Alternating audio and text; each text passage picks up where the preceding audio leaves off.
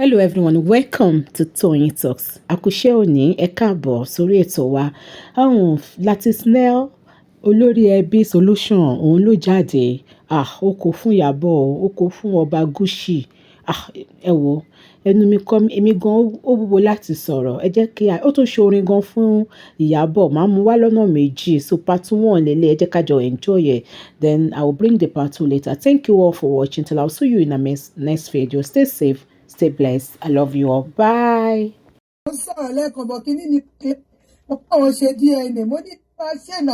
Confidently, let my share to iṣẹ́ transformer jà. So confidently, let my share now. Ẹ lè fara yín wé wù mí now. Ìmọ̀ bóyá DNA jẹ́ sentence ni. Tá bẹ̀rẹ̀ DNA láti jẹ́ tí ò lọ ṣe fún wa. Ẹ wo, ẹ jẹ́ kí n bọ́ọ̀lù jẹ́ ọpẹ́. Ẹ bá mi mú ti bọ̀. Ọpẹ́ mo ti ṣiṣẹ́ lẹ́ẹ̀kan yẹn ni. So ẹ jẹ́ bọ́ọ̀lù ẹ̀ ń sìn kí n lè sùn. All right. Ẹ ṣé gọ́mà. Ẹ dẹ̀ ṣe gift tẹ̀ ń fún wa o. Ẹ bùdí ntolókun. Ẹ ṣé gọ́mà. Ẹ ló. Ya mo wà lórí ètò, mo rí miss call yín lórí bẹ́ẹ̀, mo wà lórí ètò ni. Why not? Why not? Mo kàn fẹ́ kẹ́ ẹ mọ̀ pé mo wà lórí ètò ni. Okay. All right. Why not? Àjọ lè tó ní ẹ̀. Hold on. Ìyá Kèsẹ́tì. Ìyá Kèsẹ́tì. Ṣé mo lè sọ̀rọ̀? Mo ti gbé yín sí speaker. Ẹ ti wà speaker. Okay. Gbogbo ilé ẹ kú iṣẹ́ o. Ẹ kú ọ̀rọ̀ ọmọ. Ọlọ́run ẹlẹ́dàá yóò jẹ́ kí mo bá orí justice bí ó dẹ̀ rí kẹ́lẹ́bẹ̀ẹ́ ò jà. Bẹ́ẹ̀ni. Ṣé rí nípa ti Wùmí tí wọn ò bá yanjú ọ̀rọ̀ rẹ̀ kò lè múùfù ní Nàìjíríà mọ́. Tọ́rọ̀ ti spread. Ibi tí àwọn kan ti nífẹ̀ẹ́ ní Nàìjíríà. Bẹ́ẹ̀ làwọn kan nífẹ̀ẹ́ l'Amẹ́ríkà, ní Canada, ní Germany, ní gbogbo ẹ̀. But àwọn ẹni tán ní ìdí òótọ́ látọ̀dọ̀ rẹ̀ wọ́n pọ̀ ju àwọn ẹni tó nífẹ̀ẹ́ lọ. A dá fún yín màmá. Ẹ ní sórí burúkú màmá. Ìyẹn ni kó lọ mọ̀. Torí pé kí ni bí irú àwa báyìí àgbàlagbà ni wá lóòótọ́ o. Mohbad grandson ló jẹ́ sí mi. Bẹ́ẹ̀ni. Ẹ ti understand? Òun gangan kódà granddaughter mi ó jù lọ. A dá fún yín mà. One, kó lọ rò pé anywhere tí ó bá travel, especially ní Germany, bó ló ṣe fẹ́ ṣe. Ní Canada náà gbogbo Europe pátápátá torí pé kí ni wọ́n á ti gbé orúkọ rẹ̀ sínú Google. Gbogbo àròyé tá à ń ṣe orúkọ ẹ̀ ti spray sórí Google. Kò dẹ̀ sí irú adúró tó fẹ́ jẹ nílùú Canada ní òkankan. Ìwé tó bá fẹ́ ṣe fún àfi tó bá pààrọ̀ passport orúkọ tó bá wà ní passport ẹ̀ ló kù. Ó dẹ̀ ti gba passport already. N tó yẹ kó lọ mọ̀ nìyẹn. Kí ló fẹ́ fi jẹ? Torí tó bá lóun fẹ́ fi pé wọ́n fẹ́ pa wọ́n máa pe Nàìjíríà straight. Wọ́n á béèrè tó kó wá bí wá àwa gangan ni a dúró nílùú. Wọ́n á pe Nàìjíríà fún gbogbo orúkọ rẹ̀ tiẹ̀ ti ṣe spray tí fọ́tò rẹ̀ wà. Àní irú àwa yóò lè rí ká mọ́tò gbé ẹjọ́ dìde fún onírú Germany bíbá. Ókè bó ló ṣe fẹ́ ṣe? Instead kó sòdodo irú kábíyèsí tí gbogbo nǹkan lọ́mọ lọ́rùn kì í ṣe gbogbo ẹ̀yẹn kó wẹ bàbá yẹn mọ́. Àbí? Kábíyèsí kọ́ ló lé, kábíyèsí kọ́ la máa ní kó jáde kó ń wá sọ̀rọ̀. Àwọn ọlọ́pàá ìjọba tán ti kọ́kọ́ béèrè lọ́wọ́ kábíyèsí tó ti clear ara ẹ̀. So àwa ò nídìí ọ̀ Wùmí ló yẹ kó wá fọ bàbá yẹn mọ́. Pé kò sí tó kàn tiẹ̀ sọ̀rọ̀ pé kò sí tó kàn ó tán. Kò sí tó kàn án ló bá tán. Ká tó máa dírágì Sam Larry ṣùgbọ́n tá a bá fẹ́ rí òdodo àfi ká rọra ṣe é o. Bẹ́ẹ̀ni ẹ rí i pé mọ́mì màmá ẹ rí i pé mò ń bá àwọn fọ́lọ́wà mi gan sọ̀rọ̀ tán rò pé bóyá èmi náà mo ní sùúrù bẹ́ẹ̀ ni mo ní torí pé adé stage tọlọ́ba dé agbọ́dọ̀ ṣe jẹ́jẹ́. Torí tọlọ́ba dé yẹn èmi gan tí ìgbàgbọ́ wípé kábíyèsí ó lọ́wọ́ sọ́mọ mi ò lè gbàgbọ́. Wọ́n kàn lè máa sọ kákàn máa wò káàkiri. But Wùmí ló yẹ kó wá fọ àárín yẹn mọ́.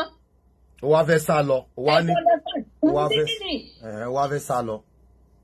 ó dẹni mélòó ní ìsìn tí ẹ sọ pé òun ló lọ́mọ ṣé mi pé tó bá tẹ̀ jẹ́ pé kábíyèsí náà kọ́kọ́ ń perí wọn látàárọ̀ ọjọ́ ni àbágbọ́ yẹn Sam Larry tó kábíyèsí tó Wàsíù Máyégún bẹ́ẹ̀ gbọ́ tí Bọ́lá náà pariwo.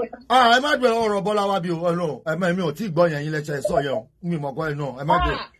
àti gbọ́ yẹn àti gbọ́ yẹn. ẹ jẹ́ kí yẹn dúró bẹ́ẹ̀ ẹ má tí ì jẹ́ kí á fi yẹn kún tó tún wà lẹ́yìn ẹjọ́ ẹ má tí ì fi kún ẹ jẹ́ yanjú kan náà. Ṣé orúkọ èèyàn mélòó la fẹ́ gbé lórí ọmọ ọlọ́mọ? Pé kábíyèsí yẹn wà láyé mi ò tiẹ̀ tí ìgbàgbọ́ náà torí kó má lọ di nǹkan tí ó di ọ̀ràn mọ́yàn lọ́rùn wípé kẹ́ ẹ tó gbé jáde jẹ́ béèrè. Ìyẹn la ṣe ń bẹ kábíyèsí kán wá fún wa kán wá ṣí wálẹ̀. Kábíyèsí ò lè jáde bọ́dà mi Ájìláti ṣérú ẹ lè ṣe jáde tí ìṣèjọba ló pe kábíyèsí. Ìjọba ló gbọ́dọ̀ pe kábíyèsí tí kábíyèsí lè dáhùn rárá o. Bí ìgbà tá a bá láà fẹ́ fi orí adé wọlé ni kò sí tí wọn ò lè fi mọ́ọ̀kì yàn ẹ jẹ́ ká fún wọn ní respect yẹn. òkè ta ló bẹ́ẹ̀ tí nígbà ẹ̀ ó dàn mọ́ mi nígbà tá lákọ̀ọ́kọ́ tí kéèsì fẹ́ bẹ̀rẹ̀ the same way tí kábíyèsí. ó dẹ̀ ní kò sanwó àwọn bẹ́ẹ̀. ẹ ó dàn sà mà lálákọ̀ọ́kọ́ tí kéèsì fẹ́ bẹ̀rẹ̀ tí wọ́n kọ́ ń pariwo Sam Larry àwọn ọmọ Elegushi ní Sam Larry àwọn ọmọ Elegushi ní Sam Larry àwọn ọmọ Elegushi ní kò tó 24 hours tí kábíyèsí fi wá update kó tó gbẹnu kúrò ńbẹ̀ kó tó fèsì Naira Marley fúnra ẹ̀. nígbà àwọn ti ní ọmọ Elegushi ni wọ́n dẹ̀ jáde wọ́n ní kò sí tó kà wọ́n ṣùgbọ́n ọmọ bíbí inú ṣé irú bàbá yẹn la máa sọ pé máa fọmọ tó bí pamọ́ kò lè work. Mọ́mì kò tún yé mi mọ́. Kò tàbí ò lè wọ́ọ̀kì ẹni tí n bá fẹ́ fi ṣe adé orí ṣé Ifá ò sọ fún wọn pé wọ́n máa bímọ ọkùnrin kan níta ni. ẹ ló lọ ṣe ẹ máa gbọ́ mọ́mì wéètì yín kọ́ ó yàtọ̀ sí wéè bàbá Tinubu tó jẹ́ Tinubu bàbá Tinubu yẹn wọ́n ní spokesperson náà ọba wọn ní ọ̀fífẹ́ ní spokesperson àwọn náà máa ní spokesperson náà kò ṣe dandan kó já wọn.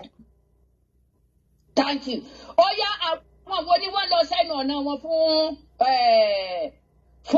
pé àwa sẹ́nu ọ̀nà yìí wọ́n lẹ́yìn lẹ́lẹ́ ọmọ àwọn wo náà gbé rálì yẹn. Màmá bàbá sórí íńtánẹ́ẹ̀tì ní kọ́ bọ́ wá di yá kẹsẹ́ẹ̀tì ọ̀rọ̀ lọ́bi tẹ́yìn lọ yẹn màmá àní mo ẹ ti kó òbí tí mo gbé yín lọ mo ní lálàkọ̀kọ́ tí ọ̀rọ̀ yìí bẹ̀rẹ̀ wọ́n dárúkọ Sam Larry Naira Marley àwọn ọmọọṣẹ́ Elegushi ni bàbá dẹ̀ sáré jáde wọ́n ṣe disclaimer within 24 hours. Mo dẹ̀ tún wá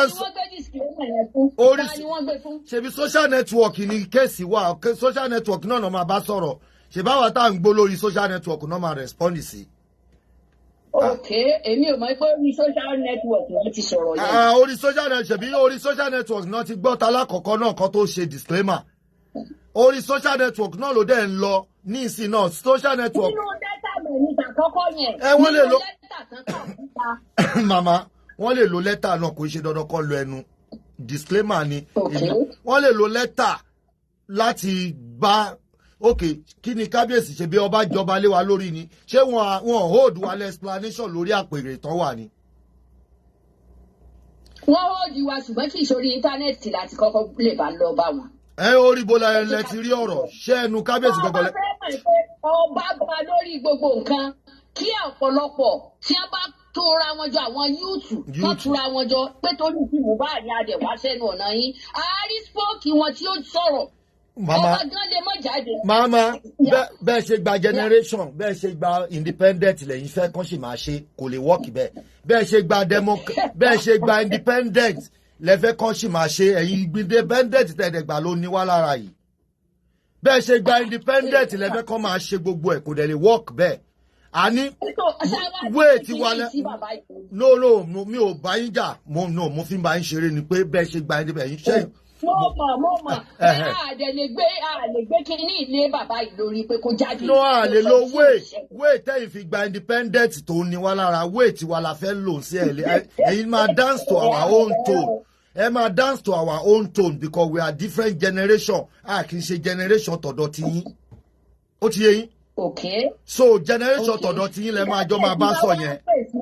Ó dà tí kábíyèsí bá wá pè sí kóòtù ẹ dákun ẹ jẹ́ ká kọ́ra wa lọ́gbọ́n o. Tá bá pè sí kóòtù pé ó yá ẹ máa bọ̀ wá evidence tán fi sọ pé mi ni mo lọ mọ́. Ó wà nílẹ̀ náà àwọn tó gbé síta ní náà àwọn tó gbé síta tó bá ní wọn ò ní gbé síta náà kí wọ́n òkè tó bá pé wọ́n parọ́ màmá tí bá ti wà dé ẹ máa fà á nìyẹn. àwọn tó gbé síta wọn ò lè gbérú ẹ̀ síta àwọn jẹ́ pé wọ́n fẹ́ ṣẹ̀wọ̀n nìyẹn kán gbádùrù yẹn síta kán má ní nǹkan tó fẹ́ fi back ẹ̀ ọ̀ and again màmá irú tó bá pé irọ́ ni wọ́n pa ọ̀rọ̀ defamation of character ni ẹ ti rí threatening letter lórí social network now. Of course. ọ̀rọ̀ yìí wà so expensive now ọ̀rọ̀ tó ti máa da palace rú báyìí.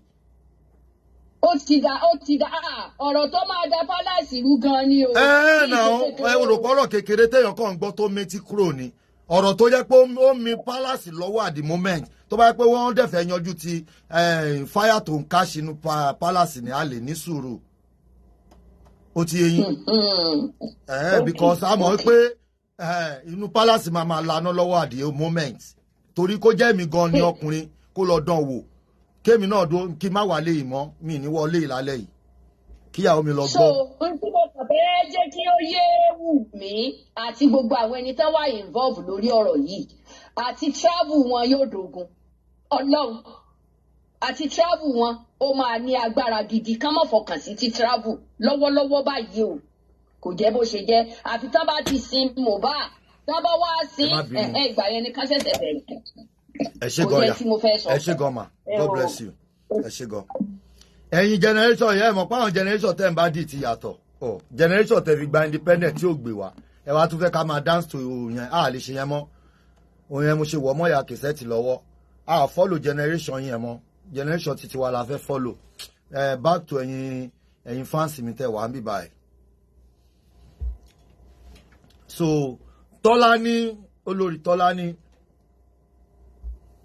mọ́mí queen kí lẹ rí sọ̀rọ̀ tèmi àti ya kìsẹ́ẹ̀tì jọ fà no ẹ̀ lè ní kí n já wọn màmá ni wọn a máa enlight àwọn àgbàlagbà yẹn ni tẹ́lẹ̀tẹ́lẹ̀ nǹkan tó máa fi ń kó wa lómi ọbẹ̀ jẹ wọn á ní ṣe má sọ pé ẹnu àgbà ń rùn bẹ́ẹ̀ lọ́wọ́ yìí Yorùbá yìí ò lè ṣiṣẹ́ mọ́ pé ẹ má sọ pé ẹnu àgbà ń rùn máa lè nẹnu àgbà ń rùn mọ́mì a lè tẹ̀lé òfin mentality yẹn ń disturb wa a lè nẹnu yìí ò mí pa nẹnu àgbà ń rùn mentality nǹkan tá a ṣe lájọjọ́ tó jẹ́ à ń lulẹ̀ ni we want to do it in our own way now.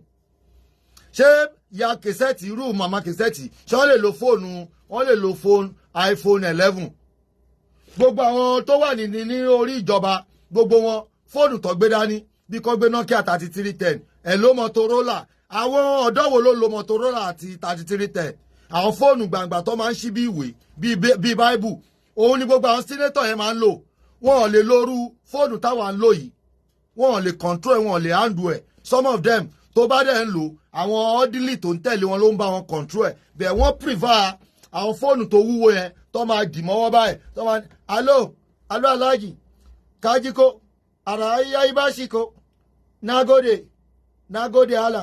ala bá musa ala káwó kasuwa ala káwó kudi ala káwó wèrè ala káwó orí burúkú ala káwó ṣì fáwọn èèyàn Wùnmí ala káwó ṣì fáwọn èèyàn Wùnmí ala káwó àgbákò fáwọn èèyàn Wùnmí ala káwó orí burúkú fún King White ala káwó òfò àdánù for this year kájíkó ala káwó orí burúkú fún King White ala káwó òfò fún president àwọn single parent ala káwó ìbànújẹ́ ayé ìbànújẹ́ òfò fún Tọ́lání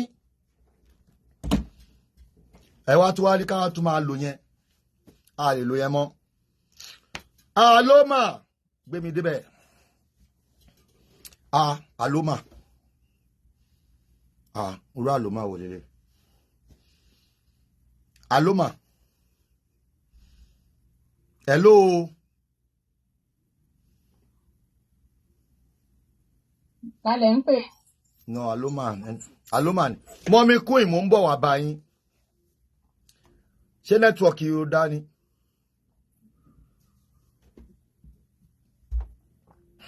ẹ má bù mí àìwọ ẹ̀yin fáàsì mi ẹ fún mi star lórí Facebook ní ẹ̀kan tẹ lọ́ọ̀fù nìkan lọ́ọ̀fù tí ò yọwó ẹ dá star bò mí jàre ẹ fi star pa mí lẹ́nu mọ́. Hello, kí ló ṣe gbogbo everybody wọ́n flag wa ló ṣe máa ń ṣe bẹ́ẹ̀ wọ́n máa ń flag page mi gan wọ́n máa ń flag page mi gan Ọlọ́run. Kábíyèsí o ẹ bọ́ta ẹ wá ṣe disclaimer ká lè move on o. Wàsíù Arẹ́gbẹ́ṣọlá.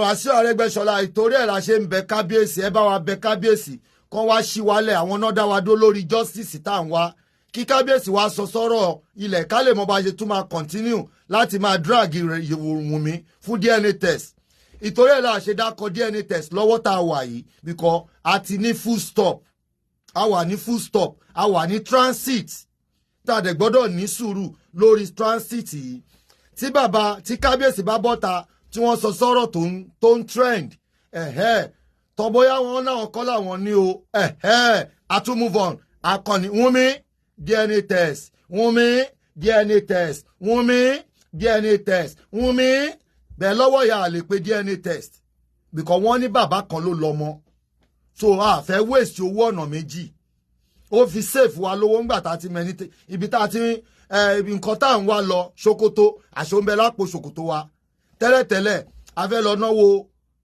owó DNA test ìgbà tó dẹ̀ ti náà nìkan ló lọ́mọ a ní láti ṣe DNA test mọ́ kọ́lọ́mọ wa gbọ́mọ orí adé ò gbọ́dọ̀ sùn ta lèmi mọ̀ nítorí ọmọ ọba lèmi náà mi ò sùn ta o. Kábíyèsí tẹ́ bá dẹ̀ máa ṣèwádìí mi ẹ lọ ṣèwádìí mi nítorí ọba lẹ́yìn náà ọmọ ọba lèmi náà ẹ lọ ṣèwádìí mi ní Mọdákẹ́kẹ́ lọ́dà ọba Ògúnṣúà ìtòwàjà ọba Ògúnṣúà tó wàjà lánàá kí tí ó wà ń bẹ̀ yìí tó débẹ̀ èmi lọ́mọ ọba Ògúnṣúà Moses Ọládẹ̀jọ Àtàndá tí ọmọ Kẹ̀ṣọ́ ọmọ Àkọ́ráyè ìyẹn kábíyèsí tó wàjà lánàá bàbá tèmi nu ní Mọdákẹ́kẹ́ ó ti yé yín ọba Moses Ọládẹ̀jọ Ògúnṣúà second Ògúnṣúà àti Mọdákẹ́kẹ́ of Mọdákẹ́kẹ́ so bàbá mi nu ẹ lọ sí Òkè Ẹ̀ṣọ́ kẹ́ lọ béèrè bí n ṣe jẹ́ ń bẹ̀ ọmọ ọba ni mí ìtorí ẹ̀ ni mo ṣe ń treat àmì kébìlì mi ò fẹ́ fojú adé gbolẹ̀ nígbà tá à ń ṣe ti Timothy Adégòkè náà àwọn ọba wà ń bẹ̀ àwọn ọba involve àwọn ọba tó dẹ̀ wù involve mo forí adé bò wọ́n láṣìírí lẹ́ẹ̀ ṣe gbọ́ àwọn ọba tó involve mo forí adé bò wọ́n láṣìírí nígbà tá a dẹ̀ ti gba justice eléyìí náà ẹ jẹ́ ká bora wa láṣìírí ká lè rí justice gbà so kí kábíyèsí bọ́ta kan ṣí wálẹ̀ ká lè move forward a lè move forward mọ́ níbi tá a dé yìí right now because allegation kan ń lọ níta wípé DNA test ta fẹ́ ṣe pé ẹ má dààmú DNA test wèrè wo lẹ́ ń ṣe kábíyèsí ló lọ mọ́ wọn èmi ò dẹ̀ tí ì bá wọn gbé irú ẹ̀ o mi ò tí ì gbé o mo kàn sí ń gbọ́ ni o so kábíyèsí ẹ má wàá rò wípé nítorí ojú títí àbí nǹkan kan wípé olóṣó ṣe máa bímọ fún yín wèrè lè bímọ fún yàn àti gbọ́ nínú tàn rí wèrè tó yá wèrè ó lè bímọ fún yàn ẹ̀ṣọ́ oya talk not only me go talk oya ẹ̀ṣọ́. Yes sir. ẹ máa sọ̀rọ̀ lọ́kẹ́ mi sáré. ṣó kí máa yẹn kí wọ́n bọ́ta kó wá sọ yí pé àwọn lọ́mọ àbí kó lọ ṣe DNA test because mo rí sísìn nǹkan tí màmá tó sọ̀rọ̀ tó ń sìn tí wọ́n sọ. ẹ lo. he will never come out to do that. ẹ máa gbọ́ ẹ̀yin náà ẹ mọ̀ pé ẹ̀yin ní ọpọlọ tí ń ṣì màmá ti dàgbà ó yẹ yín ó ti màmá Kẹsẹ́tì ti dàgbà gbogbo ọ̀rọ̀ wọn náà kọ́ la máa gbà á máa correct àwọn náà fún kọ́mi ọ̀rọ̀ tó sọ wọ́n right but rumors tó lọ níta làwa ń treat mi ò ní ẹ mọ̀ pé ńgbà tó fẹ́ máa sọ ń bí ládàn mo ní mi ò ní evidence lọ́wọ́ mo ní àyìn tẹ́ fẹ́ sọ tẹ́ bá ti lè paasi evidence tẹ́ ní lọ́wọ́ kẹ́ fún èmi náà kémi náà mú dání tó bá bí wípé why do you say that man this is the evidence ẹ ti understand ó ti yé yín nǹkan tí mo sọ. ẹ fi pé ó yé mi but ẹ fi pé distraction ni kí nǹkan tí wọ́n ń ṣe. kì í ṣe distraction ẹ má lọ bẹ̀ yẹn ẹ má lọ bẹ̀ yẹn ẹ má tu wò ẹ má tu wò ẹ má tu wò ó ti yé yín àdìtú ni so ẹni tó lè bá wa tú náà la ní kó wá bá wa tú ó ti dàdìtú ẹ má lọ jù bẹ́ẹ̀ lọ ẹ já bọ́ sí next topic. and that be possible sha All right, sir. So, then again, any Ayomi, how are you? Let's move on. In fact, mi be fún mi star látàárọ̀ ká máa ṣe show 4 hours. Kẹ́ máa fún yon star. Kò dá now. Àwọn èèyàn ló wà lórí TikTok wọ́n fún wa gift now. Kí lẹ fẹ́ fi contribute fún wa? Ẹ jọ̀ọ́ náà kò yẹ kó rí bẹ́ẹ̀ now. Ní monetization àfi wọ́n gbowó. But star to show love, pé love nínú èèyàn 150 something ká má rè èèyàn kan. Mo ní èèyàn 100 mi báyìí gan, èèyàn 100 gan wọ́n bo. Wọ́n tẹ love, wọ́n tẹ like. Kódà òun náà ló máa wúyàn lórí. Tẹ́ bàbá support bàbá làwọn àwa náà fi ṣẹlẹ̀ wá ṣe nǹkan ní now. Kò yẹ kó rí bẹ́ẹ̀. Ẹ jọ̀ọ́ ẹ máa support wa Ọlọ́run á bùkà pò yín. Oya now. Oya gbé mi débẹ̀. Oya now. Ẹni Ayọ̀mí. Oya now. Oya gbé mi débẹ̀. Oya now. Everybody ń bo lórí TikTok. Yeti Mama, thank you for the gift. Oya ẹni Ayọ̀mí, oya gbé mi débẹ̀. Ẹ káalẹ́ bọ̀dá. Àkó àtàrà. Àwa ni ẹ jàre. Ẹ̀dẹ̀kù. Àkó ọ̀rọ̀ èèyàn. Àní fi rẹ́ gbà. Nǹkan tẹ́mi nǹkan tẹ̀fẹ́ so ti ẹ̀ pọ̀ because mo kàn ní tẹ̀mọ́ omi tí mo ti ń crayfish mo ṣáà rí ṣẹ̀pẹ̀tẹ́rì lórí live tí wọ́n ń sọ̀rọ̀ yìí pé òun kálukú ń sọ iyọ̀ tẹ̀tẹ̀ ẹnu ẹ̀ ní rí pé kì í ṣe máa yẹn ló lọ mọ kìíní kan pé wọ́n mọ bí tí wọ́n tún fẹ́ ti ọ̀rọ̀ mọ́ ni. Ọba ló lọ mọ ọba kọ́ ló lọ mọ kó bá jáde síta kó wá. Ṣẹ́rí ẹ̀yin ọ̀dọ́ tẹ́ wá Nàìjíríà tẹ́ bá wá bẹ́ẹ̀ ṣe fẹ́ yanjú Iyabo Ojo tó mislead yín in public tẹ́ bá wá bẹ́ẹ̀ ṣe fẹ́ ṣe ọ̀rọ̀ Iyabo Ojo tó mislead yín ẹ wo adúrú ọ̀rọ̀ tó bá rán ọmọ níṣẹ́ ẹrú ṣé kò yẹ kó fi tọmọ jẹ tí ó máa dá sọ̀rọ̀ ẹbí ẹlẹ́bí ó máa wọnú ẹbí tí ẹ̀dẹ̀ ti bàjẹ́ Iyabo aláyé bàjẹ́. Dá mi lóhùn. Now, kí ló tún kún ẹ pẹ̀lú Ògúnṣúà? Kí ló kọ bá ẹ? Elegushi. Kí ló tún kún ẹ pẹ̀lú Elegushi? Kí ló tún kún ẹ pẹ̀lú Elegushi tó tún ti tọ́nà wọnú ẹbí wọn? Iyabo Ojo. Àtúbọ̀tán ẹ ò lè dá rárá. Ìgbẹ̀yìn kò lè dá rárá. Ó dẹ̀ ń fi òkú olókù ọmọ ọlọ́mọ fi ṣe politics. LAPD ní LAPD 21 Obi 22 Ikereke 21 Obi 42 Obi 43 ó wá tún fẹ́ lọ́bì nítorí tó díkẹ́tì lọ́bì wọnú APC. Ẹ wá mú òkú ọmọ ọlọ́mọ ẹ fi ń ṣe politics. Iyabo àtikú ẹ̀ ò ní dáa ìgbẹ̀yìn ò ní dáa. Ìsìnkú ẹ̀gùn ní jẹ́. Wàláì ìgbẹ̀yẹn Lizzy Anjorin ti mọ̀ pé àtúbọ̀tán ẹ̀ ó ní ti jẹ́ ká mọ̀ pé kò lè dáa because ẹ̀sìn tó ń ṣe lójú àgbáyé ẹ̀sìn àgbáyé ló ń ṣe tó mọ̀. Nínú gbogbo yín tíátà ìwọ lọ́mọ ẹ̀ mu drug ìwọ lọ́mọ ẹ̀ ní wọ́n máa ń rún nílé Naira Marley ìwọ òdìdí obìnrin ó tọ́mọ ó fèèlì àsèmọ́dà kó o tún lójú tì orí ẹ̀ ti bàjẹ́. Àwa tá a tọkùnrin ọkùnrin ni èmi ọkùnrin ni bàbá Mohbad mo tọ́ ọmọ mo rí tọ́ mi ò fail as a father single parent lèmi náà fi tọ́ ọmọ mi. Ó yẹ àwọn ọmọ mi méjì single parent ni mo fi dá tọ́ wọn mi ò dẹ̀ fail as a mother ọkùnrin mother as a single parent father. Are you getting me? Ìwọ àsọbìnrin bó ṣe gold digger tó tẹ́ gbowó politics tẹ́ náwó Nàìjíríà níbi tẹ́ bá Nàìjíríà dé ẹ pẹ̀lú àwọn tó bà Nàìjíríà jẹ́ débi tó dé lónìí. Ẹ pẹ̀lú àwọn tó bà Nàìjíríà tó gbé débi tó dé nítorí nǹkan tẹ́ ìfẹ́ jẹ wá wà túbọ̀tọ̀ yín wo gbogbo owó tẹ́ gbà lọ́wọ́ àwọn ìjọba wá wo bí tẹ́ nálé kò fùnà ọmọ tẹ́ nálé ọmọ tẹ́ lọ ná owó ìlú owó òṣèlú tẹ́ lọ nálé ọmọ yẹn kọ́ ló ti mú gbádà yẹn ni ṣó fùnà.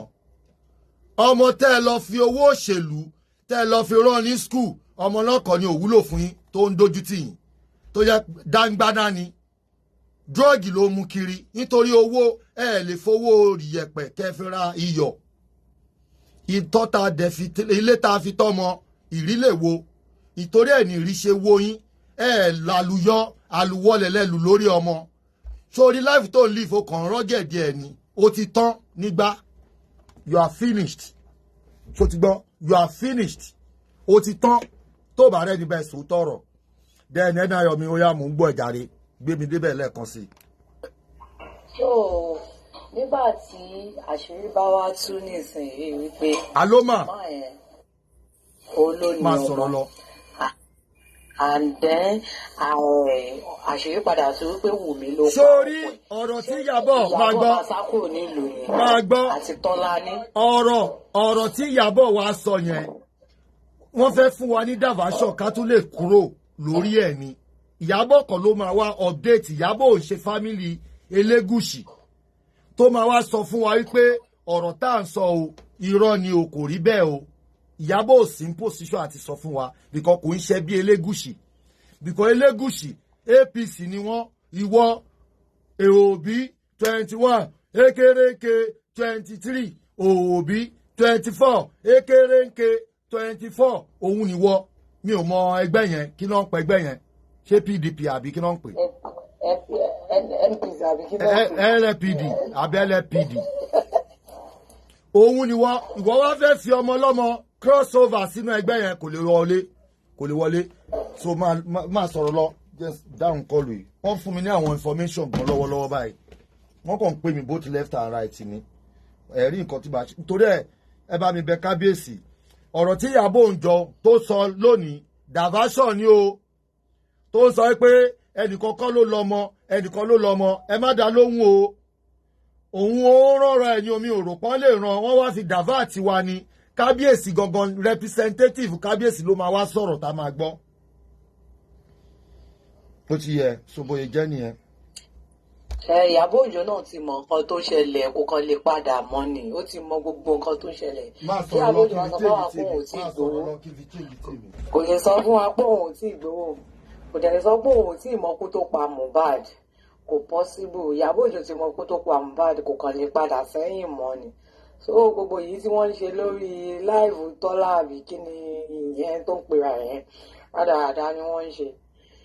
Lizzy dẹ̀ ti parí ọ̀rẹ́ ó ti sọ wípé ikú ìyá ló máa kú ìwọ nìkan ni ọmọ ẹmu dáńgbáná ìwọ nìkan ni wọ́n rèpù lẹ́ẹ̀mẹ́ta mi gbọ́ bí tó ti ń rèpù èèyàn lẹ́ẹ̀mẹ́ta rí mi ìmọ̀ nǹkan mi mo wà lórí láì ìwọ nìkan náà rèpù ẹ lẹ́ẹ̀mẹ́ta so Iyabo Òǹjọ àtúbọ̀tán wọn ò lè dá gbogbo èyí tí wọ́n ń sá wọn tí wọ́n sọ pé máma níṣẹ́ máma tó jẹ́ pé kúyà ni máma máa kú ìkúyà ni máma máa kú.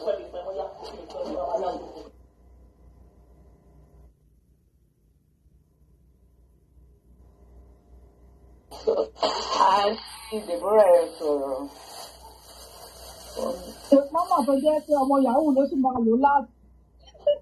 Tẹ bá ń di àǹtí Deborah mo dórí láìpù yẹn ní ìsinyìí náà kàn lè ṣá màmá àyà tiwa ò ní kú fún wa. Àti òsì lọ́rùn ẹ̀ ní ìdí lọ́rùn yẹn yẹn ní òsì lọ́rùn ẹ̀ ọlọ́run tèmi jẹ́. Wà lẹ́nu kọjá lùbẹ̀ ni mo yà Iyabo Òǹjọ ni wọ́n ń ṣàyẹ̀ ẹ̀ ní kú fún wa.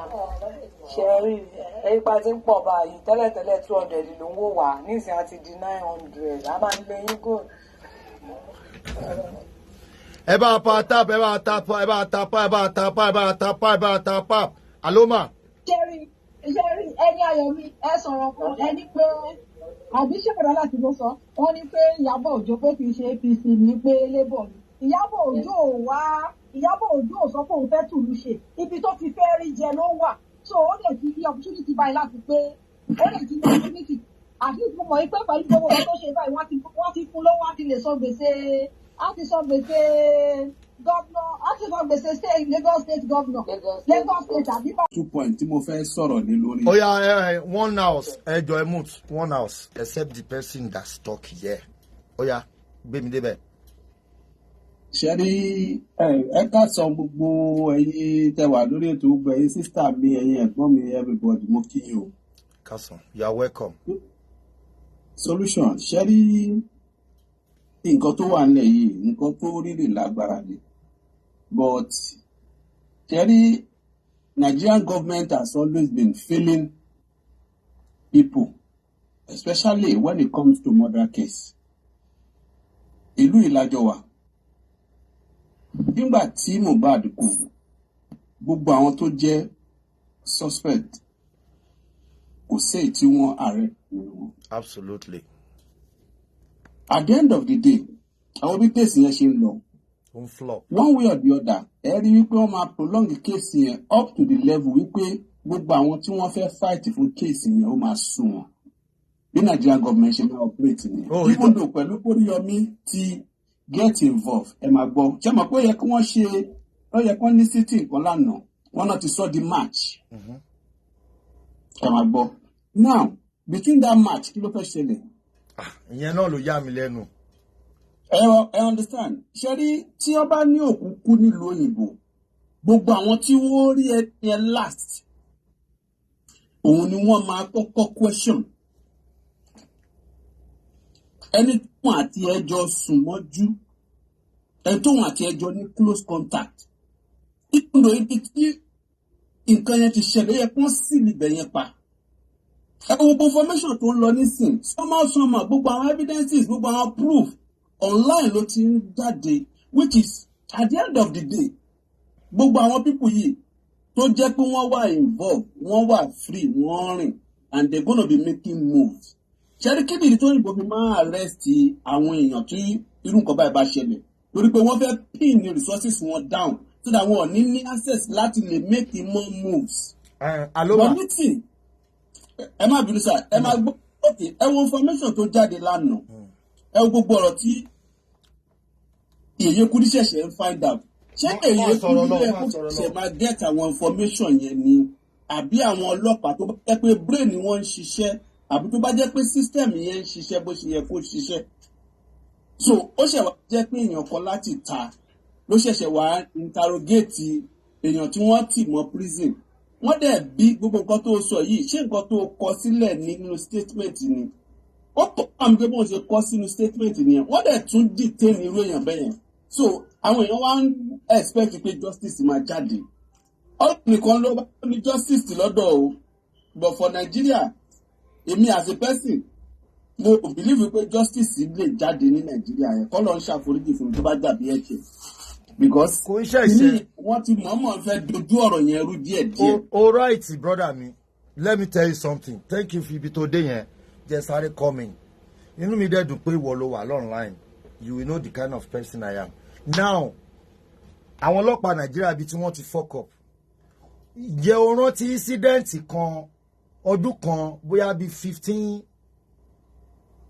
16 years ago tí èmi àti brother mi kan ń gbé ní Belfast a lọ ṣiṣẹ́ a máa ń ṣiṣẹ́ ní Belfast a máa ń lọ o rántí tọ́lẹ̀s tó bá rántí tí n bá yẹn sọ story yẹn tán tí n bá yẹn sọ story yẹn lọ wàá wá reconnect èmi ò gbé Belfast ṣọmọ a lọ ọ́zù ní Belfast ni so tabalẹ̀ ti lọ ní taba lọ ní Friday a máa ń dé padà ní Sunday then a máa lọ sí club ní Sunday yẹn la máa bá bọ̀ ní Dublin bí tọ́lẹ̀sì ṣe lọ kó bá wa ni àjọ máa ń lọ ni ó dẹ̀ mọ̀ pé tọ́lẹ̀sì àjọ wà nílé adúró ni so àjọ wà nílé àjọ dé nígbà kan náà ni tọ́lẹ̀sì yẹn so ìyẹn lájọ wà nínú club èmi ní girlfriend òyìnbó nínú Belfast yẹn tó yẹ pé ibẹ̀ ni mo máa ń gbé ibẹ̀ ni mo dẹ̀ ti máa ṣiṣẹ́ ìyẹn lájọ lọ sí club bẹ́ẹ̀ mi ṣe kú òmí iṣẹ́ tán òun náà ní girlfriend òun lọ pa girlfriend títí tiẹ̀ lẹ́yìn tó pa tán ó lọ àwọn òmò pé ó ń ṣe gbogbo nǹkan yẹn àmọ́ ipò òun dán wò bìkọ́ báyìí cló ní club yẹn báyìí oníkálukú gbé girlfriend ẹ̀ àlọ́lé ni òyìnbó ni gbogbo wa ń fẹ́ ń gbà yẹn so èmi lọ́lé ẹ̀rẹ̀ mọ̀ pé mo ní Sunday ni tá a bá ti ṣe tọ́ báyìí ibẹ̀ la máa bá wá sí Dublin padà wàláì tàláì ọ̀rọ̀ burúkú lẹ̀ àwọn ò mọ̀ pé tọ́lẹ̀sì tí a jọ lọ ó ti lọ pa girlfriend tọ̀dọ̀ ti tẹ̀ ó tún wá lọ sí ATM ó lọ withdraw owó ó lọ kó gbogbo ẹrù gẹ́ yẹn ó sáwá sí Dublin bí báyìí kámẹ́rà lásán ló kú gbogbo wa tá a wà nù club ẹ bìlí pé àwa tá a wà ń dọ tí n bá parọ́ kó já mi àlómà o àwa mo involve nínú kinní kámẹ́rà ló mú mi nínú club pé mo wà nù club ẹ bìlí pé wọ́n trace wa despite pé a sínú system wọ́n contact wa dé bí báyìí mo kàn wá nulẹ̀ ní àwọn ọlọ́pàá bíbá yìí pẹ̀lú ọlọ́pàá ọ̀hún wọ́n kàn wá kanlẹ̀kùn nulẹ̀ mi pé we have query to answer in Belfast pé murder case mi ayé mi tèmi bàjẹ́ murder case bí pé a padà lọ sí Belfast a lọ ṣe statement gbogbo bá a ṣe rìn jọ yẹn wọ́n sọ pé nítorí pé ó jẹ́ other country kan fi wálẹ̀ wọ́n wá gbé wa ń bì báyìí ọ̀ǹtí ẹni tá à ń sọ yìí ó wà ní ẹ̀wọ̀n wọ́n mú o wọ́n pàpà mú ẹni tí ó pa èèyàn gan o ó wà ní ẹ̀wọ̀n dòní olónìí kò lè jáde mọ́ táyé máa fi parẹ́ tọ́lẹ̀sì tí mò ń sọ yìí kò lè jáde mọ́ ní sẹ́ńtẹ̀sì tí wọ́n fún kò lè ríta mọ́ àfi kọ́ má tẹ̀ ti pa sí ẹ̀wọ̀n bíkọ́ ọmọ ẹni tó ọmọ tó lọ pa àwọn ọmọ IRA ni òṣàmù àwọn IRA ọmọ tó lọ pa wàláì wọn nǹkan tó ń fojú ẹ̀rí girlfriend ní tèmi ń gbà yẹn nǹkan tó ń fojú ẹ̀rí tó bá ń get back sí mi ó máa ní wọ́n máa ń ajá wọ́n ti tú ajá lẹ̀ pé kó jẹ okó ẹ̀ nínú prison wọ́n ní ajá ti jẹ okó ẹ̀ ní wọ́n make life ẹ̀ mixable gbogbo ẹgbọ́ story yẹn nà abẹ́ ẹ̀gbọ́n ni. mo rántí gbà yẹn. ẹ wo bọ́ yẹn ṣiṣẹ́ yẹn sórí ọ̀rọ̀ tó sọ Aloma o imagine ni wọn náà mọ̀ pé o imagine wípé ìlú tó wà mentality ìlú tó wà ló fi sọ pé bọ́n ṣe ń ṣe lélẹ̀ ìwọ náà rí ibi tí wọ́n ti mọ́rọ̀ bá àwọn tó wà nú ẹ̀wọ̀n tó ní ká máa wá aṣọ tí béèrè lọ́wọ́ ọlọ́pàá Nàìjíríà pé kí làwọn ẹni yẹn ṣe ní kí ni wọ́n ṣe lórí tó nínú géèmù tàwa wọn ò ṣe o wọn ò sí inú crime scene o wọ́n dẹ̀ nìkan máa lọ wá aṣọ tí tó máa gba béèlì wọn káàkiri kó máa wo báwọn ṣe ń ṣiṣẹ́. nǹkan tí mò ń sọ pé so wọ́n ṣiṣẹ́ offline off báwo lẹ́yìn alákọ̀ọ́ ṣe máa ń pè offline náà ń ṣiṣẹ́ sí ṣé mo correct off. they are not on track. They are not on track. God bless you. Yeah, easy English téèyàn lè lò. They are not on track. So you can go ahead. Ọlọ́run ṣàánú. Wọ́n láì sórí Nàìjíríà láì kan máa ṣe nǹkan manually kan máa follow computer kan máa follow system ní system already wọ́n dẹ̀ wà tún bá. bàbá tẹ bá dé báńkì gan lọ́wọ́ yìí tẹ bá lọ sí báńkì ní last month ní Nàìjíríà gbogbo nǹkan tó ń ṣe fún transaction yẹn wọ́n ṣì ń lò. fọ́ọ̀mù mo fìlì fọ́ọ̀mù mo ṣe everything ẹnì kan tẹ̀ wá ń tàpẹ̀ sínú kọ̀ǹpútà. mari ìyẹn dùn ẹ́ Nigeria embassy ṣé wọ́n ti ń lo digital ní Nigeria embassy fọ́ọ̀mù náà kọ́ la ṣe ń lò fún Nigeria embassy fọ́ọ̀mù kan ló máa fi. ẹ wo bí jàre Yeti mama thank you for the gift you have been gifter since God bless you. Daddy wa borí Ṣadé daddy tiẹ̀ wá ń bí daddy ẹ ra sà. Yeti mama. Kí ọ̀dọ̀ yẹn ń break. Ọ̀dọ̀ yẹn ń break. Ẹ change the position. No, we can't hear you. No. Ẹ resend ẹ jẹ́ n tún gbé yín wọlé. Ẹ resend the request. Tọ́lání, are you there or something? Kí ló ṣe Tọ́lání látàárọ̀ o? Olórí tá ń sọ tó tún ti dé o ẹni tó máa ń bómi ní láyọ̀n ti dé o jẹ́mọ̀ àti tó máa ń fún mi ní láyọ̀nù o ó máa ń fún mi ní bébì láyọ̀nù o ó ti change gift mi sí bọ́gà o mi ò gba láyọ̀nù mọ́ lọ́wọ́ wọn o Yeti mama. àwọn ọ̀dà à ń gbọ́ yín hardly bẹ̀tẹ̀ ẹgbẹ́ nẹ́tíwọ̀kì ẹ ti wà pa ó kó ká gbọ́ yín. À ń gbọ́ yín ẹ máa sọ̀rọ̀. ẹ má ṣe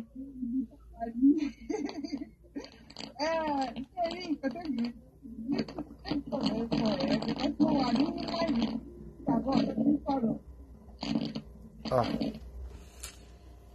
Àǹtí Yeti ṣé Nàìjíríà lẹ ti ń connect mọ́ wa ni. ọ̀rọ̀ UK. Kò gbọ́dọ̀ yẹ ẹ fẹ́ disgrace UK ẹ fẹ́ bójú UK jẹ.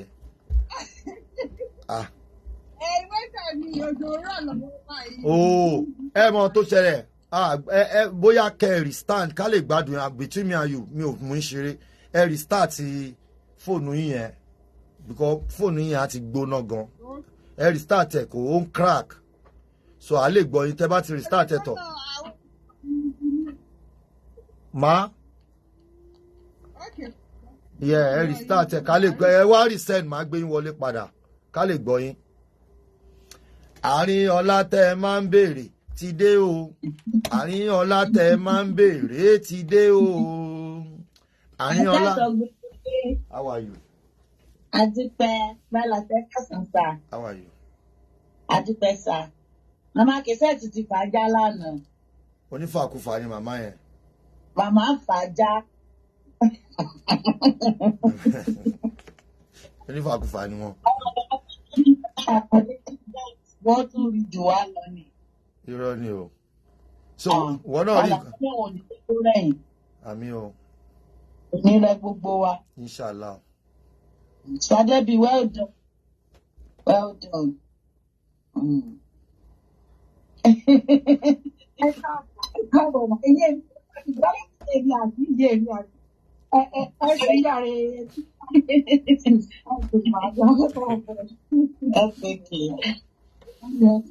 Ẹgbẹ́ má jẹ́ ká sọ pé kíní yẹn ò rí ìlò pé distraction àbí nǹkan kan. No, gbogbo tó bá ti jáde bá máa address ẹ̀ ni.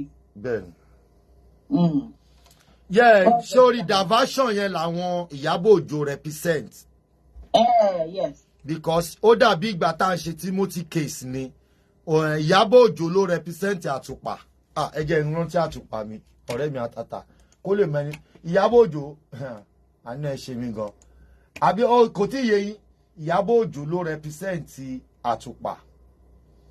Àbí mo parọ́ ni Deborah. Iyabo Ojo òun ló represent Àtùpà kó lè mẹ́ntọ́. Ṣé mo ti sọ fún yín láti ilẹ̀? Iyabo Ojo ni.